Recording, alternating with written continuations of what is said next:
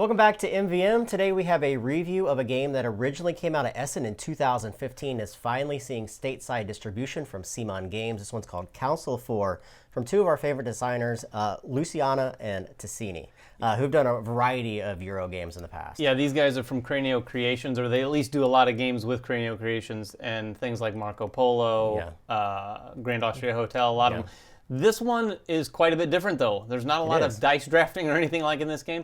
This is a route building game, and one with a lot of interesting and clever sort of unlocking that you have to do in order to get done what you want to get done. So the Council of Four name comes from the fact that each of the players is representing a merchant house or a group of merchants who are trying to influence a council of four unique people in each of these different regions. You have a coastal region, you have a forest region, you have a mountain region, then of course you have the Queen's Court herself. And each of these regions is going to hold 4 different council members out of 6 different types of families. So there's 6 different colored miniatures. However, the way that they come out is going to be dependent upon the players themselves manipulating these different miniatures. Yeah, and let's talk about these components for a moment, because the 2015 version was quite different. The one that came out in Europe was all wood, very Euro looking, and in classic CMON fashion, they've really brightened it up and, of course, replaced all these council members with these fantastic little miniatures. These things are going to randomly come out on the board at the beginning of the game so that it sets sort of this color combination that you might have to meet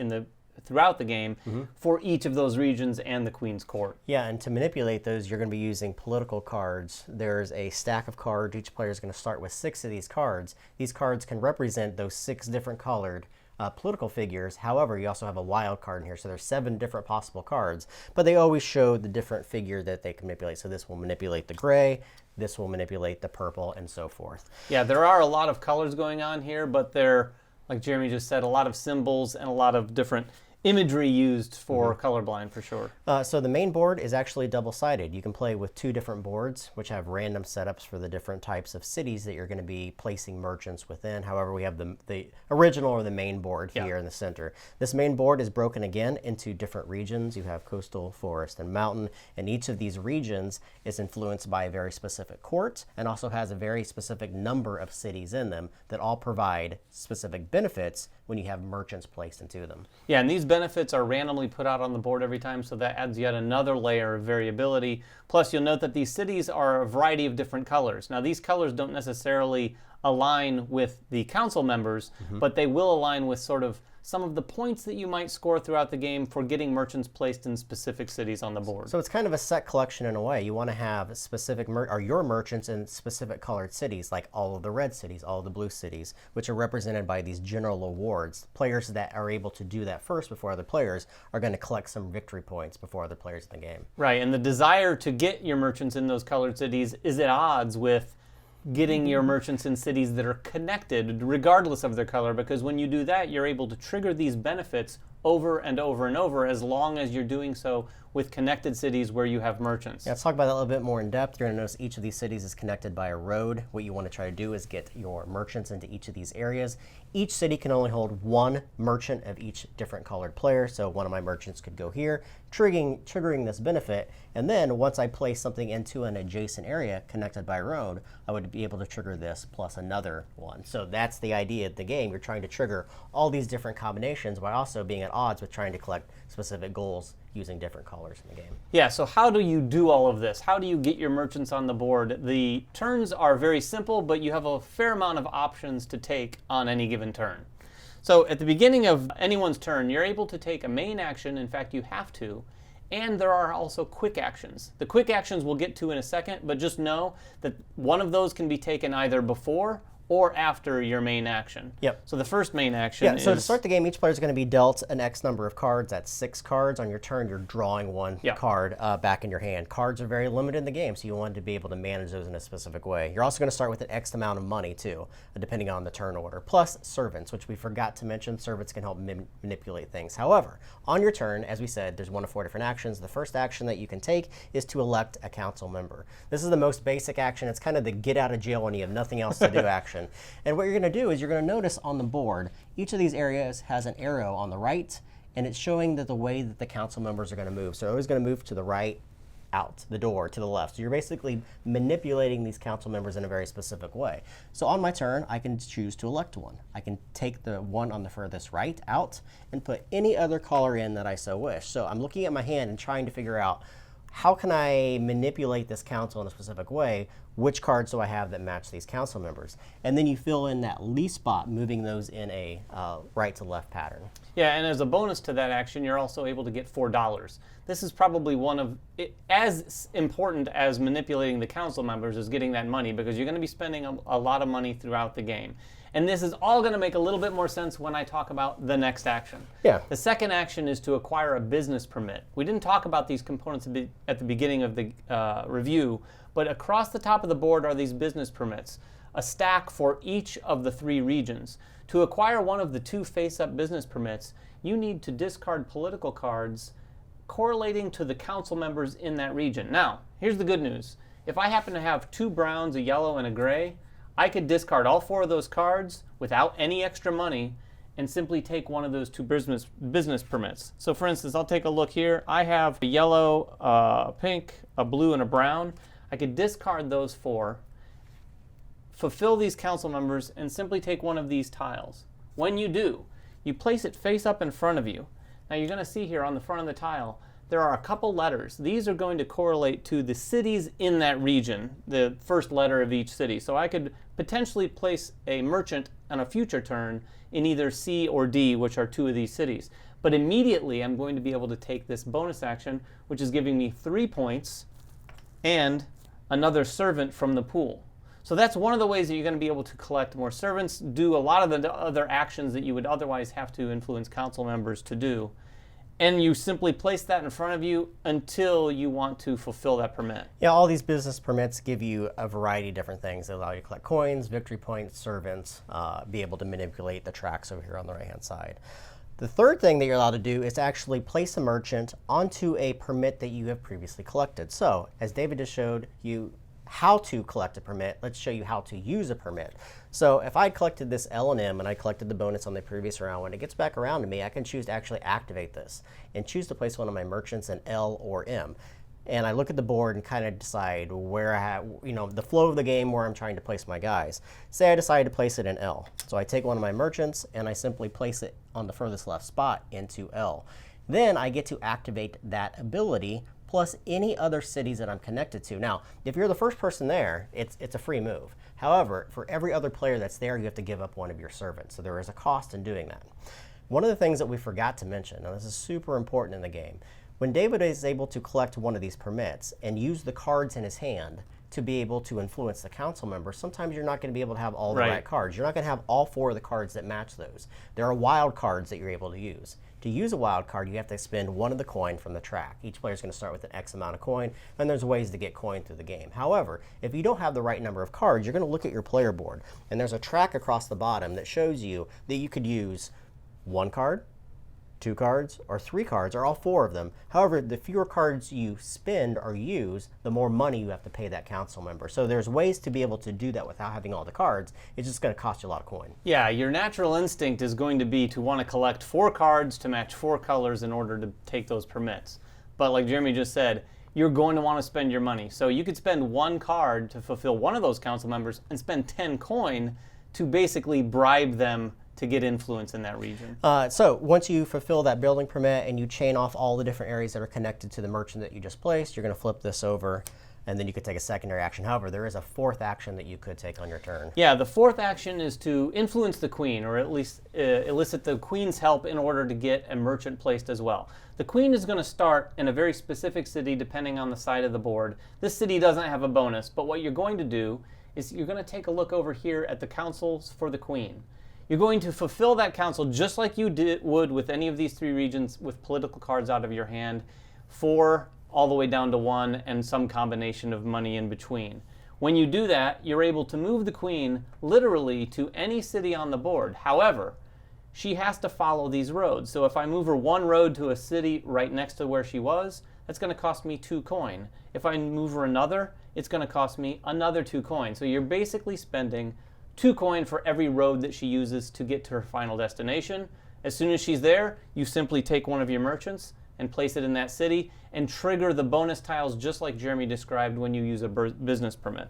Yeah, also on your turn, you're allowed to take a secondary action. There's 4 different secondary actions that you can take either before or after your main actions. One of them is to spend 3 coins to gain servants. Again, these servants are used in a variety of different ways, mostly to be able to take secondary actions or to be able to go to locations where players already have their merchants. Yeah, the second one is to use one of those servants Jeremy just mentioned in order to wash, if you will, some of the business permits. You might look at the business permits and see that the letter that you need or the city that you need to build in is not shown. Yeah. So you basically would spend a servant, take the 2 that are there, put them face down on the bottom of the pile, and then refresh it with 2 off the top. This can be very beneficial if you're wanting to acquire a permit on your turn with your main action. You could use this quick action first, take the chance that you uncover the city that you need, then take your main action to acquire that permit. The third thing you can do is you can give up a servant to go talk to, but it's really kind of bribing the council. Just like the first main action, however, you don't get any coin from it. You give up a servant, you can take the furthest right council member, push them over, and then influence it with a new one. So again, you're trying to manipulate these council members to reflect what you have in your hand at any given point. Yeah, this is another great action to take before your main action so that it can build up one solid turn. Yep. The last thing you can do is spend 3 of your servants, and let me tell you right now, getting 3 servants and wanting to spend 3 servants is a task in this game, but when you do, you can spend them to take an additional main action. You don't get to take your complete actions over again, so you're only taking an extra main action and still just the 1 secondary action during your turn. Right, so there's some other things that can happen within the game as you're playing it. As we said, there's ways to gain bonus victory points if you're able to have merchants in each of these kind of set collection of the 4 different colored areas, but also if you build all merchants in any of these 3 different regions, either the mountain, the forest, or the coastal, you're also able to collect victory points in that way, and it's a first come, first serve. Also, anytime you collect either of these rewards or any of these rewards, there's also Queen's rewards that you're able to gain, which give you even more victory points. So it is kind of a race to be able to build these interconnecting locations at any given time. Yeah, and obviously the more difficult points to score, like all of the yellows, there are 5 yellow territories. If you get that, you're going to get 20 points, whereas there's only 2 blue territories, that's only 5. The Queen's rewards, should be noted, those start at 25 points and gradually go down, or rather quickly go down to all the way down to I think 5 points for the last one. There's another track on the right hand side that is influenced by very specific tiles that you see the shield icon. Anytime you move down on these locations, these give you additional benefits either through victory points or reenacting tokens that are on board to be able to take more main actions, draw cards, and so forth. So the game will actually end once one player has all of their merchants on the board. You're going to finish up the round and you're going to tally up your victory points. The victory points that you gain are normally through the game, but you also have some in-game victory points by the tiles that you've collected with this reward tiles as well. Right, it's definitely the kind of game where you can collect a lot of points during the game, but your opponents might have collected a few tiles to let them catch up. The key is balancing your approach there. Yeah, so review. This is a pro-con time. I'll go first this time. Go ahead. I'm going to do my cons first, and I have quite a few cons. And the reason why inherently is because I'm not a route building guy. So I'm going to throw that out there. I don't like games that have route building, so inherently I have a dislike for the game. So just know that going in. The second thing is I feel like there is some luck involved, especially with the more players that you have. Depending upon your starting hand of cards, and there's very few ways to draw cards in the game, and the starting locations of each of these council members, it can directly influence the first few rounds of the game, especially with more players. So what I'm basically trying to say is on your turn, you have a chance to influence these council members with the cards in your hand, but you also have the way to manipulate them by removing one and adding new ones. But that's an action. And by the time the game gets back around to you, the board can change dramatically. Either through the council members being changed, by new merchants being introduced, which require you to use servants, which can take another round for you to build up to be able to gain servants. So the game can change quite dramatically at any given point, and you have very little control over it other than on your turn, which you may be building to do something, and won't be able to do it for another few turns after that as well. Right, and I would say on that too, that's definitely an element to the game for sure. I would say there are ways that you can set this up. what you learn very quickly is you cannot telegraph what you're doing in the game, for sure. You can't manipulate the council 2 turns and then think on your 3rd turn it's going to be what it needs to be. Yes. So one of the cool things, and one of the things they have in the game that I think mitigates it a little bit, is that you're allowed to sort of build up a supply of things. Potentially you could spend 3 servants to take another main action. You could spend 1 servant to manipulate the council. Setting up an action where you can manipulate the council and then take advantage of that on that exact same turn is going to allow you to potentially escape some of that some of the time, but not all of the time. Particularly in a 4-player game, I would agree with Jeremy that in a 4-player game, there's going to be particularly some new players who will have manipulated this council, and then when it comes back to them, if there are other people in this region, you're most certainly going to see a different situation here. Yeah. This is a fun, satisfying puzzle to figure out, though, but it can be a frustrating one for players who don't like a lot of interaction, because if you have everything you need here, or some of what you need, and it's at the end of the line, and it gets disrupted, all of a sudden, if 1 or 2 guys are replaced, you might have nothing there. Yeah. The other con I would say is that in my plays, I feel like the queen is super powerful. So especially as the game starts to steamroll in one player's favor or not, if a player has a dramatic lead by drawing a lot of cards, having a lot of money to spend, they can abuse the queen by moving her around the board and placing these without even having to go to the building permits. So if they're able to chain locations together, it's naturally just going to benefit them more and more. So there is a tendency, especially for first-time players, if this is your first couple times playing it and you don't know the importance of building combos in this game and linking locations, you can get steamrolled pretty quickly by that queen. Yeah, I would say on the importance of combos point, it's vital. I've played this game quite a bit more, this version of this game, quite a bit more than Jeremy now. Mm-hmm. And in classic fashion, I've used one strategy, I've lost often, and I can't get away from that strategy because I just always feel like I need to do that. And that is to try to secure these 2 blue cities right off the bat as quickly as possible so that I can grab the 30 points associated with that before anyone else can. I've done that almost every time, but then I've sat on those 30 points and just about only those 30 points for the rest of the game. It really depends on how things are laid out. If you can sort of manipulate a combo situation where you build a route to tap victory points, or any one element actually, especially cards. Cards can be quite tight. Everything's tight in this game, but cards can be very tight because once you have spent all the cards in your hand to do something, you're going to have to take a few turns to slowly gather some cards back, or at least get some money and hope for the best. But if you've built a route that takes advantage of getting a card or maybe 2 cards, you're able to add to that route and collect a bunch more cards again, and then have everything you need to execute something on your next turn. Keep moving that queen around, yeah. Do you have any other cons? Because I'm about ready to go to my pros. No, I really don't think I have any other cons. I agree with you. I personally am not the biggest fan of route building.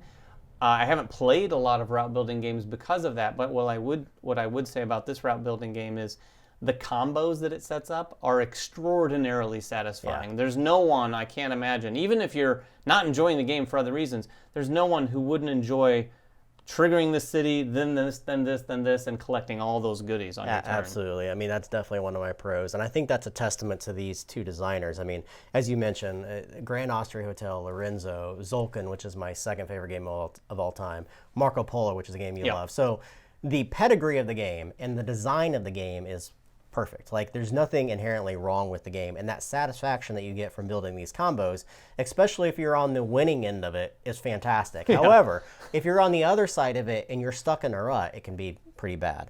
The other thing is, well, 2 things. One, it's colorblind friendly. You see all these different icons on here. For people that, like me, I can't tell the difference between purple and blue. I mean, I can see it because of the icons here, but for most people, it's fantastic because it's a super color everywhere. I mean, there's color. Yeah, it needs to be colorblind friendly because there's a lot of color. And the other thing is, I think it's a fantastic 2-player game. Again, going back to my cons, I think as a 4-player game, you lose a little bit of that control, a lot of that control over being able to fulfill your own strategies because you're basically reacting to what other players are doing at that point. But in a 2-player game, you can set a strategy at the beginning of the game. As long as you're diligent about working hard to be able to make that work, you're only competing with one other player plus some AI merchants on the board, but it's a much more satisfying game for me in that way. Yeah, I would say This isn't really a pro or a con, but it's a bit of advice. One of the things I think that's important to do in this game when you play it is to survey the board at every opportunity and take advantage of your best opportunity that's before you. Yeah. Even at the very beginning of the game, it is absolutely key to look how these bonus tokens flip and where they are, because you can see that there are certain routes that are probably better than other routes. A lot of times you're going to be able to build up an engine and fire it off several times. If you're doing that for servants, that's great, but I would say servants versus victory points or victory points versus cards is kind of a toss-up. Cards are pretty strong, but you basically want at least some avenue for getting those things that you're not getting with the combos that you've set up on the board. So when you've done that, you also want to look at these permits as they come out, because some of these permits can have some one-time benefits that can really turn the tides. Yeah. Some of these permits allow you to get $4 and 2 cards, which is significant, and you can do that by just acquiring a permit on that turn. So you have to spend some money, but if you get $4 of that back and 2 cards in your hand, you're setting yourself up for a better turn the next round. And playing more merchants, absolutely. Exactly. If you guys have any questions about the game, make them in the comments, subscribe to us, follow us on Twitter, like us on Facebook, everything else that we do, and we will catch you guys next time. Bye-bye.